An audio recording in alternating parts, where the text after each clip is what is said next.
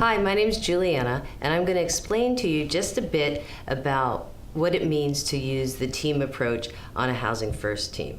So essentially, we use the team approach because it's more efficient, it provides more support to the case managers and the social workers and everyone who's on the team. This way they don't have to feel as if they're sort of isolated and alone just with their own individualized caseload. But in fact, they have a whole team that's there to support them and to support the veterans that they are seeing. So the way we organize using a team approach, and this is one way, this is a whiteboard that many teams will use. There's other ways to do it, so this is just one example. But essentially, this board lays out 1 week of home visits. We've divided the home visits up based on geography: Northwest, Southwest, and Center City. And then what we have on the side here, these initials are all the initials of the clients that need to be seen on Monday in the Northwest, on Monday in the Southwest. And then what we do is we go through our morning meeting, or huddle, as some people refer to it. We figure out at the end of the meeting who is going to be seen, what staff member will be seeing the people in the Northwest, what staff member will see the people in the Southwest, and what staff member is going to see the people in Center City. And we do that each day. So each day we're having our morning meeting, and then at the end of the meeting we figure out who's going where. And just because you go to the Northwest on Monday, that doesn't mean the same staff member is going to go there the next day. So that's when we talk about the team approach, that we don't have any individualized caseloads, but in fact the entire team is responsible for having knowledge and understanding the goals and the needs of each of the veterans that they are serving. This would list anybody who's currently in the hospital. And for this team, they actually don't have anyone in the hospital right now, which is a great thing. Over here, deck shots. So these are all the people who are on a shot, such as Haldol or Risperdal, and they would need to get that, it might be every 2 weeks or once a month. So it lists the veterans' initials, and it also lists the dates when the next shot is due. And then down here, we've listed people who are currently incarcerated and the next time that they need to be seen. Because we want to make sure, so these people, since they're not currently on our weekly visit schedule, that they do not get missed. So just because someone might be in the hospital or incarcerated, we are still responsible for seeing them and providing service and supporting them, and perhaps even more so given that this potentially they're in crisis or having a very difficult time. Hi, I'm Dr. Raj Kumar. I'm a psychiatrist.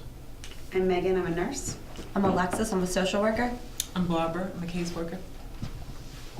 I'm Rico. I'm a peer specialist. I'm Lindsay. I'm a social worker. I'm Linda. I'm the supported employment specialist. Great. All right, you guys ready to start our meeting? Yeah, sure. Good. Okay, so our first person is Gregory Barnes. Okay, I have that Mr. Barnes was actually seen last Thursday by Rico and was good, and actually have a scheduled visit for this week on Thursday. Okay, good. And So, he's up there, so good. We'll figure that out then Thursday morning. Who's going to see him? Okay, wonderful.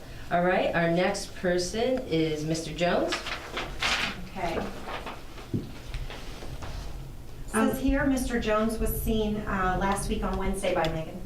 Yeah, I actually met with Mr. Jones and we focused on his objective of getting his diabetes under control and cleaning up his foot ulcer. He's really excited about dancing at his daughter's wedding, so it's a concern of his.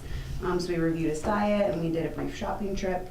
And we also talked about trying to reduce his beer consumption even further. I mean, he's doing great. He's down from 10 beers a day to 3 or 4. Wow. We really like to, yeah. That's huge. Yeah, he's definitely making progress. So actually I'm supposed to meet with him next Wednesday so I can follow up and see how he's doing with those goals. Oh, and by the way, Mr. Jones needs a new script for his Alexa. Okay, yes. You know what? Actually, I've been talking with Mr. Jones, and he's been having some anxiety and some trouble sleeping, and I'm going to actually go and meet with him in person and see if we can find something better for him than Alexa. That's good. Now, I was on call last night, and Mr. Jones's daughter, Brandy, she called. Mm-hmm. She was quite concerned. She couldn't get through because of he's a diabetic. She was concerned whether or not he had gone into a coma or if he was just drunk. Wow. And so, what did you say to her? How did? Well, I told her that we had checked on him during the course of the night and he was okay. So Okay. I reassured her. And she was feeling okay after that? She's feeling better. Good. Yeah.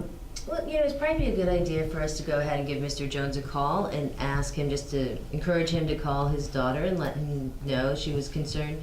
Who'd be willing to make that call to Mr. Jones today? I'll make that call. I'll make sure I give him a call. That's great. Mhm. Thank you. Okay, so let's see. Our next person is Mr. Roberts. Okay. Mr. Roberts was seen last Friday, and Rico, I think you went out to Yep. see him? Yeah, I met with Mr. Roberts. He's basically focused on finding his son. He hasn't been in contact with him for over 6 months.